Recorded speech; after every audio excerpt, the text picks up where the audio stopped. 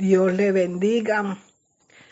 Buenas tardes. Los saludo en la noche o en la mañana, donde el momento que el Señor le permita escuchar esta enseñanza tan maravillosa que vamos a empezar el día de hoy, que titula La esencia del Evangelio. Nuestra cita base está en 2 Corintios 5:21. 2 Corintios 5:21, que dice: al que no conoció pecado, se está refiriendo al Señor Jesucristo, por nosotros lo hizo pecado, para que nosotros fuésemos hechos justicia de Dios en él. Amén. ¿Por qué la esencia del Evangelio? ¿Por qué esta clase?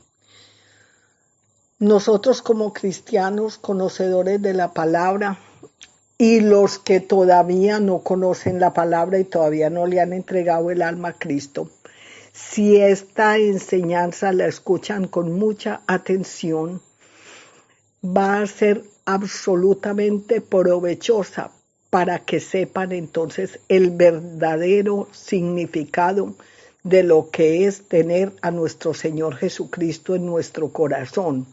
No el ser evangélico, como nos llaman, o ser cristiano, o ser como nos digan, sino que de verdad nosotros, de verdad sí podamos decir, soy cristiano porque entiendo la obra que Cristo hizo en mi vida, por lo menos la creo, pero que tenga unas bases de qué fue lo que pasó para poder entender muchas cosas. A Dios pertenecen las cosas ocultas y los misterios. Y por ejemplo allá en Gálatas, cuando Pablo está hablando con ellos y dice, y cuando al Padre le plació revelar a su Hijo Jesucristo en mí. Bueno, yo espero y en el nombre de Jesús, porque esto es lo que Dios tiene en mi corazón, revelar a su Hijo Jesucristo en mí, en ti, en los que van a escuchar este mensaje. ¿Qué es lo que es la verdadera esencia del Evangelio? ¿Qué es la esencia? La esencia es la parte fundamental de algo que si no tiene, ese algo no tiene validez. Entonces, por ejemplo, la esencia del Evangelio se trata, porque a uno le enseñaron, y es verdad, y lo dice la Biblia, que el Evangelio son las buenas nuevas de salvación. Pero resulta que eso va muchísimo más allá. Resulta que, ¿cuáles son las buenas nuevas de salvación?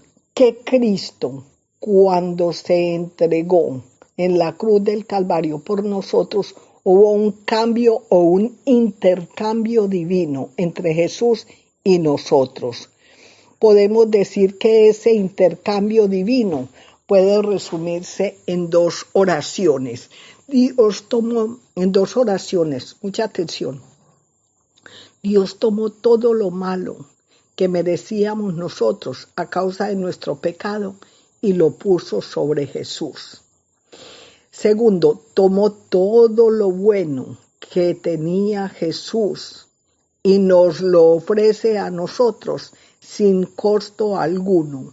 Cuando nosotros ponemos nuestra fe en Jesús, recibiéndolo en nuestra vida. Entonces, pongamos mucha atención. Tomó todo lo malo de nosotros y lo puso sobre Él. Y tomó todo lo bueno de Él y lo puso sobre nosotros. Ese es el intercambio divino. Esa es la esencia del Evangelio. Por eso nosotros, cuando nos entregamos a Cristo, y mucha atención, quiero explicar algo muy importante aquí. Algunas doctrinas dicen de manera equivocada que si usted no ha sido sumergido en agua y bautizado en agua, entonces no es salvo. Error. O que si usted es bautizado en el Espíritu, tiene que hablar lenguas angelicales. También otro error doctrinal. Me explico de la manera más sencilla que pueda. En la Biblia hay tres tipos de bautizo. La primera es en espíritu, que es el único bautismo que salva, y es cuando usted le dice al Señor Jesucristo: te recibo como mi único Dios y mi suficiente Salvador, te entrego mi espíritu, mi alma y mi cuerpo y todo lo demás que usted le quiera decir, porque esta es solo una oración guía. Pero la que escucha el Señor es cuando usted le dice: me entrego a ti, sin restricción, sálvame, sáname, ayúdame. Entonces, en ese momento yo recibo el bautismo del Espíritu Santo. Así nunca en toda la vida hablé lenguas angelicales, y mi espíritu en ese momento queda sellado con el Espíritu de Cristo, y entonces hay salvación. El segundo bautismo, que es ir al agua y sumergirse como lo sumergieron en el río Jordán al Señor Jesucristo, es un acto público de obediencia para demostrar delante de los hombres que estamos dispuestos. Ese simbolismo de sumergirnos en el agua dice que allá queda nuestra pasada manera de vivir y resucitamos por la palabra a una nueva vida. Y el bautismo, que es el bautismo en fuego, que son las pruebas diarias de la vida. Todo lo que nosotros vivimos diariamente y que somos capaces de pasar por encima del pecado queriendo hacerlo, eso es una prueba de fuego diaria. Entonces, y esa solo la superamos con la ayuda del Señor cuando nosotros de verdad lo queremos hacer y procuramos vivir en santidad, de vivir leyendo la palabra, vivir congregándonos, vivir orando, vivir escudriñando. Todo esto nos lleva a tener un cambio, pero ya nuestro espíritu ha sido sellado. Entonces, cuando Él coge todo lo bueno Él y lo pone sobre nosotros, y toma todo lo malo de nosotros y lo pone sobre Él. Miremos, por ejemplo, Juan 1, del 11 al 13. Evangelio de Juan 1, del 11 al 13. Juan 1, del 11 al 13 dice así: Evangelio de Juan, capítulo 1, versículos del 11 al 13. A los suyos vino, y los suyos no le recibieron, mas a todos los que le recibieron, a los que creen en su nombre, les dio potestad, o sea, poder de ser hechos hijos de Dios, los cuales no son engendrados de sangre, ni de carne, ni de voluntad de carne, ni de voluntad de varón, sino de Dios. Entonces fijémonos que aquí hay un requisito para ser hijos de Dios. Tenemos que no solo creer en Jesucristo, sino recibirlo, aceptar su paternidad, decirle: yo te recibo, yo me entrego. Yo creo, no es suficiente creer, hay que decirle: venga pues, tome control de mi vida. Para entender más claramente este intercambio divino, vamos a tomar 8 elementos. Hoy vamos a ver los primeros y vamos yéndonos así de a poquito para que no quede demasiado largo y podamos ir entendiendo paso a paso. El primer elemento es que Jesús tomó de nosotros el pecado y nos ofreció su remisión. Tomó nuestros pecados y nos ofreció su remisión. Oímos decir muchas veces que Dios es el que perdona nuestras iniquidades, lo dice la Biblia. Es el que sana nuestras dolencias. Y cuando nos equivocamos: perdóname, Señor, perdóname. Pero aquí habla que Él cambió el pecado por la remisión. ¿Cuál es la diferencia entre perdón y remisión? Perdón sucede cuando se olvida la ofensa. ¿Se olvida en cuál sentido? Muchas personas a veces dicen: yo perdono, pero no olvido. Cuando una persona dice así, no ha perdonado verdaderamente, si lo dice con una intención del corazón de un acto que hizo obligado, pero que todavía no está sano. Porque uno puede perdonar y recordar porque tenemos memoria, pero ¿cómo recuerdo yo, cómo recuerda usted después de que perdonó a una persona? Si esa persona le hizo algo muy grave, usted como ya la perdonó, usted sí se acuerda de pronto que fulano o fulana le hizo X o Y cosa, oprobio, pero ya no se acuerda con dolor, ni con amargura, ni con ira. Simplemente recuerda eso como un episodio, como dice la Biblia, recuerda eso como aguas que pasaron. Eso es perdonar. Pero cuando nos habla que Jesús remitió nuestros pecados, cuando los remitió quiere decir que no quedó evidencia del pecado, porque cuando yo perdono me vuelvo a acordar, aunque no me duela y aunque no tenga ira. Pero cuando Cristo remitió nuestro pecado, no quedó la más mínima evidencia de que nosotros somos pecadores, porque entonces Él con su sacrificio en la cruz del Calvario, con la sangre de Él, que acuérdense que la vida está en la sangre, cuando Él derramó hasta su última gota de sangre por nosotros, quiere decir que nos hizo esa remisión a costa de la pura vida de Él. Cuando Él derramó hasta su última gota de sangre en la cruz del Calvario, es como, por ejemplo, cuando hay una persona, digamos, con un cáncer y el Señor la sana. Cuando llega el oncólogo y los médicos y le toman una radiografía y dicen, ¿aquí qué pasó? Porque aquí no hay evidencia de que hubo cáncer, aquí no hay nada, usted está totalmente sano, aquí no hay rastro de cáncer. Eso es una remisión, porque ya no quedó evidencia de ese cáncer. Cuando Cristo se dio por nosotros en la cruz del Calvario, ya en nuestra vida, los que lo aceptamos y lo tenemos como Dios y Salvador, ya no hay evidencia del pecado. Que mira en nosotros el Padre eterno después de que nosotros recibimos a Jesucristo, nos ve inocentes, santos y con el carácter correcto, porque remisión es liberación y es rescate. Él nos rescató de la pasada manera de vivir. Esa remisión quiere decir que ya ese pecado se fue, ya no existe más. Por ejemplo, cuando en un almacén de materiales de construcción hacen una remisión, le entregan al conductor un papel que dice remisión a nombre de esa otra persona, le mandan el material, la varilla, el cemento, la arena, la baldosa. Cuando viene el dueño de la bodega y mira, ya no hay evidencia de que eso estuvo ahí porque ya se lo llevaron, ya no existe ahí. Viene otra baldosa, viene otro cemento, pero ese que se llevaron ya no existe. Entonces, eso es lo que quiere decir remisión, que en griego es apolutrosis, que quiere decir liberación y rescate. Ese es el punto número 1. Tomó nuestro pecado y nos ofreció su remisión. Entonces es importantísimo que nosotros tengamos claridad en esto. Vámonos al libro de Pedro, el primer libro de Pedro, la primera carta de Pedro, en el capítulo 1 del 18 al 20. Primera de Pedro 1 del 18 al 20. Si usted quiere, después lo busca despacio, apúntelo, yo leo para usted. 1 del 18 al 20, dice así.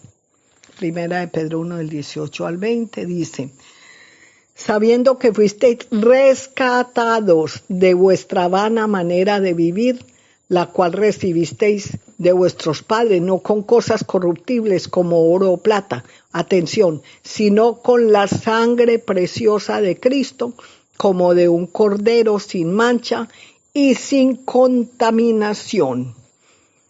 Entonces, ¿qué quiere decir? La remisión. Ya ese cordero llevó nuestros pecados a la cruz del Calvario y ya no hay evidencia de ello.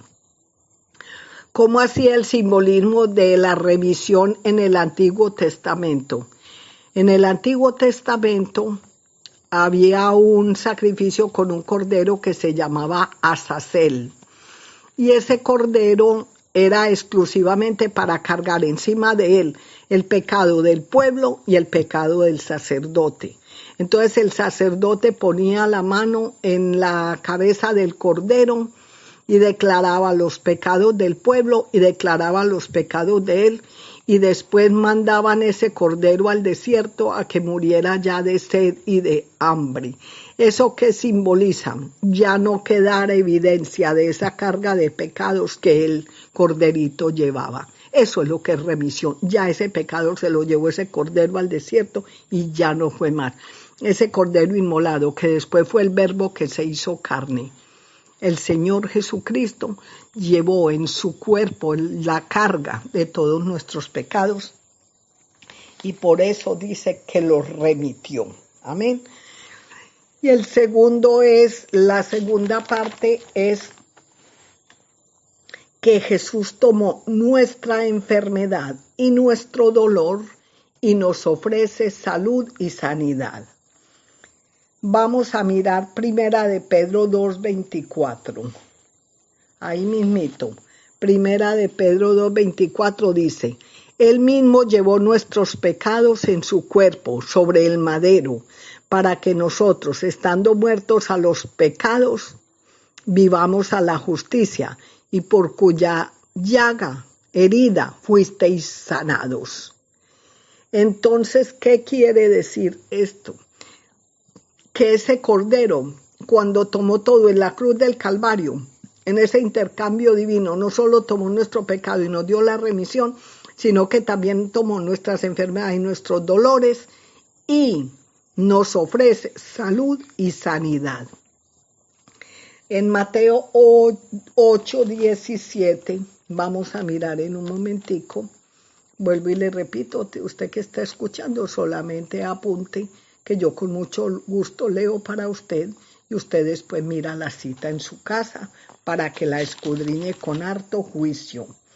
Él dice en Mateo 8:17 que para que se cumpliese lo dicho por el profeta Isaías cuando dijo, Él mismo tomó nuestras enfermedades y llevó nuestras dolencias. También lo dice en Isaías 53:6.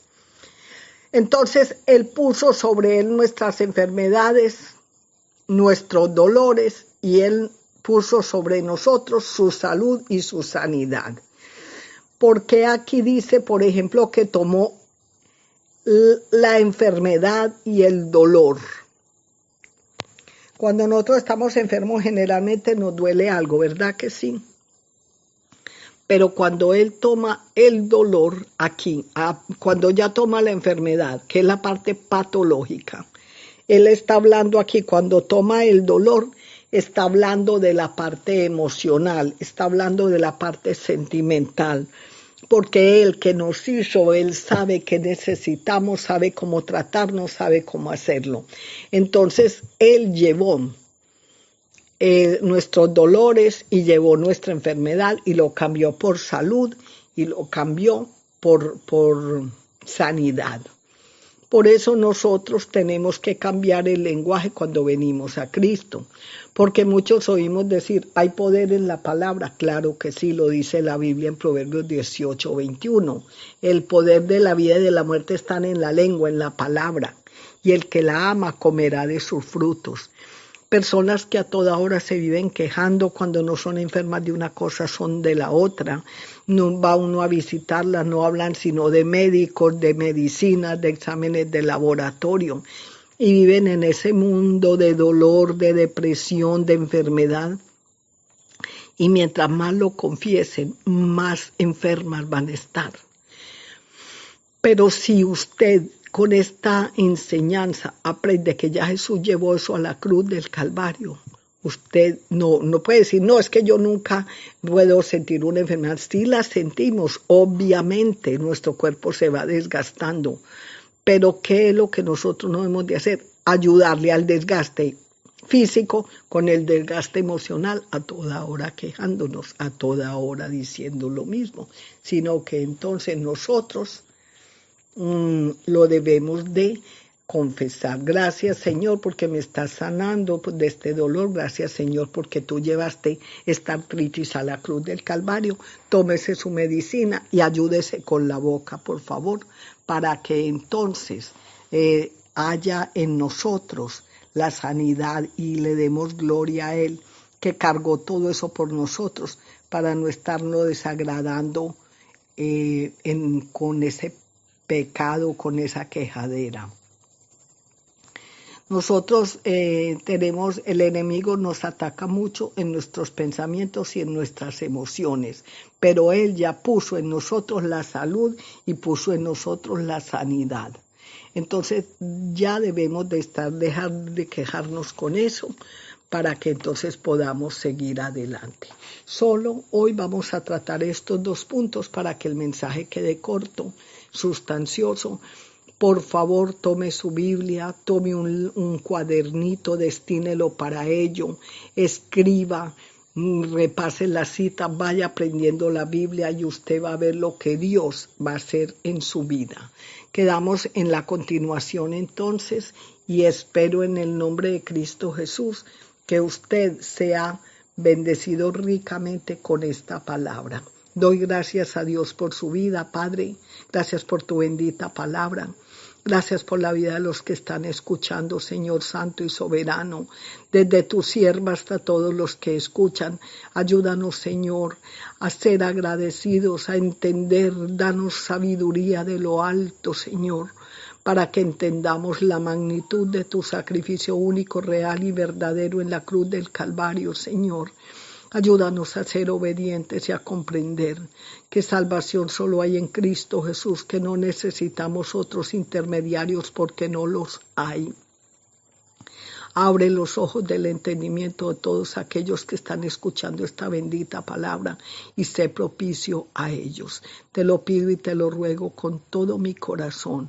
A ti sea la gloria, la honra y la alabanza, Cordero de Dios, Hijo de Dios, que viniste a quitar el pecado del mundo. Te lo agradecemos y nos abrazamos a ti con amor en Cristo Jesús, Señor nuestro. Amén y amén.